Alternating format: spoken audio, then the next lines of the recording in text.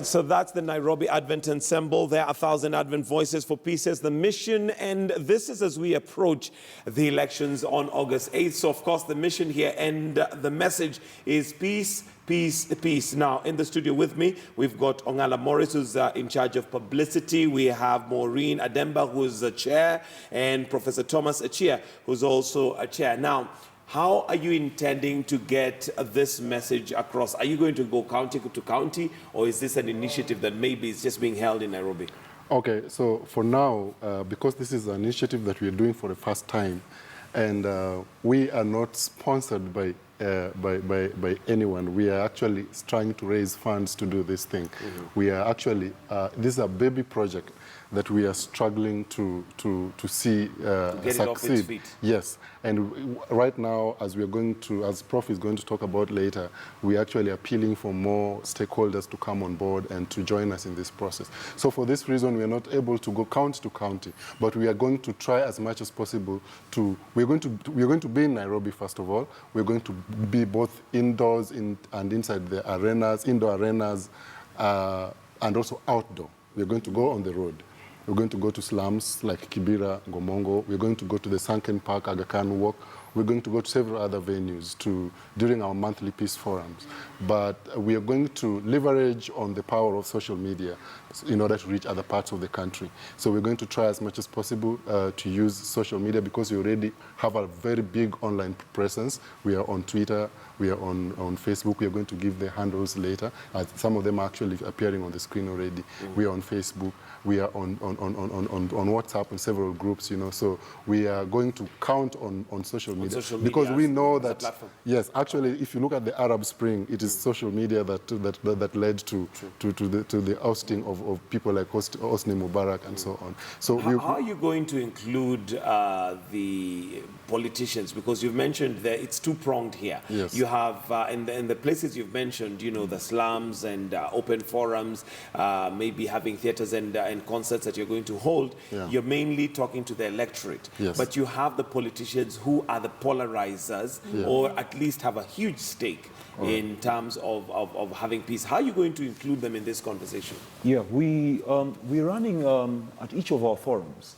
We invite key opinion leaders to come and speak and in a way to commit themselves to the process of peace. During the pre-election period, after the election period, we want them to speak to people and tell them about how important peace is to us. Following the 2007 experience, what they think needs to be done to sort of unite people. They are the opinion leaders. We cannot ignore them. We're working with the National Commission or Integration and Cohesion Commission, and they are very key because it's their mandate within our constitution to speak to some of these aspects. But we cannot ignore the politician. The people listen to them. And so when you go to Kibera, people may mistake you for running an opposition kind of thing. Right. So you need the politician on board to speak to how they themselves commit to participating in a peaceful process. Yes. Yeah. Okay, you've mentioned that you're going to be having concerts and all that. Maybe you can tell us a little bit about that, Maureen, on how and where you're going to be holding them. Okay, we have a monthly forum where we do this. Apart from our debates or our panelists and who are campaigning for the peace team, we do have them after every 1 month in different places. Apart from the boardrooms that we do this, we are going to go to the hot spaces like Kibera, Kawangware. We're thinking of Ngomongo and Madari Valley. Yes. Okay, are these forums that are open to the public, or are they within like the management committee? You know, currently we're working on identifying some of the peace ambassadors from the place. We engage them. We tell them what you want to know. You can't go to someone's territory without informing them. We're thinking of doing that, and then finally, when all is worked out, we do this together. Okay. How are you going to bring others on board, given that this is being run by the Seventh-day Adventists? You've mentioned that you're going to have other churches coming on board. Yes. How are you bringing them up? First, something needs to come out clear. This is not an initiative of the Seventh-day Adventist Church. This is an initiative of a group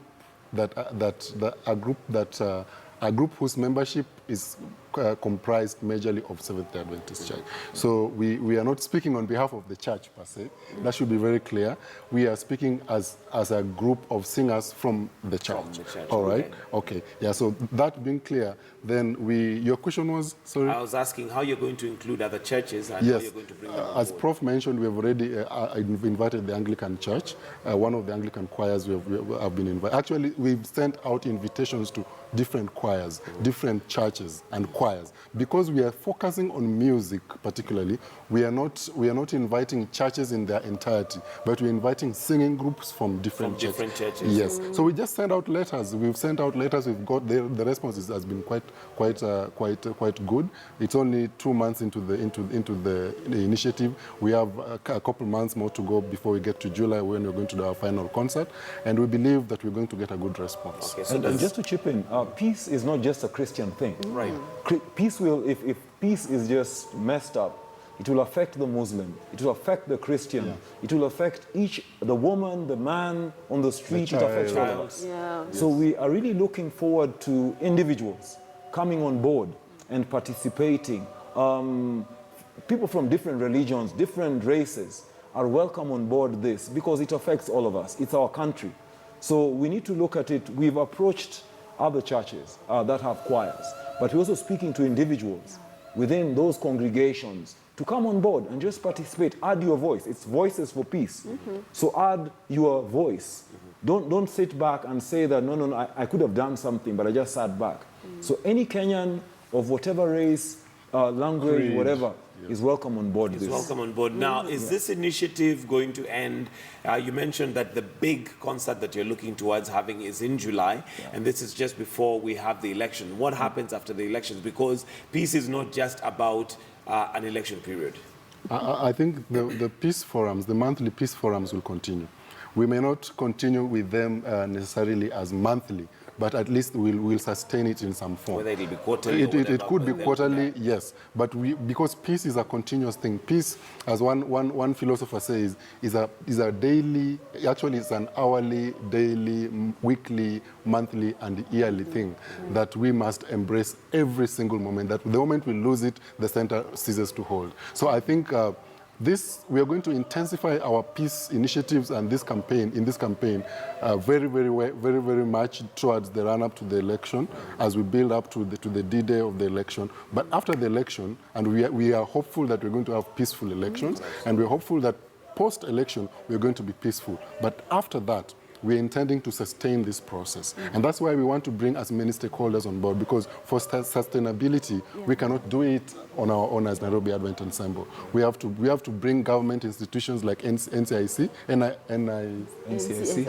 which is already on board actually, and they're already giving us a very good moral support. We give thumbs up to them. So with these stakeholders on board, it will not be a problem to sustain the initiative beyond that the period. election. Now, the other Yes. thing, of course, is how are you going to sustain it, given that you've mentioned it's not the church that is doing this, but Yes. it's individuals from the church that have taken that initiative. But of course, some of these things require funding, they need sustainability, they need staff, they need capacity. How are you intending to have that addressed? Yeah, we've spoken to people who are like-minded, who feel that this is an important thing to do for our people and for our country. So at individual levels, we have approached people, but we are also approaching various institutions that are concerned about this country. Many people have invested in Kenya, and from the experience of 2007, there are many out here who would not want us to go that way again.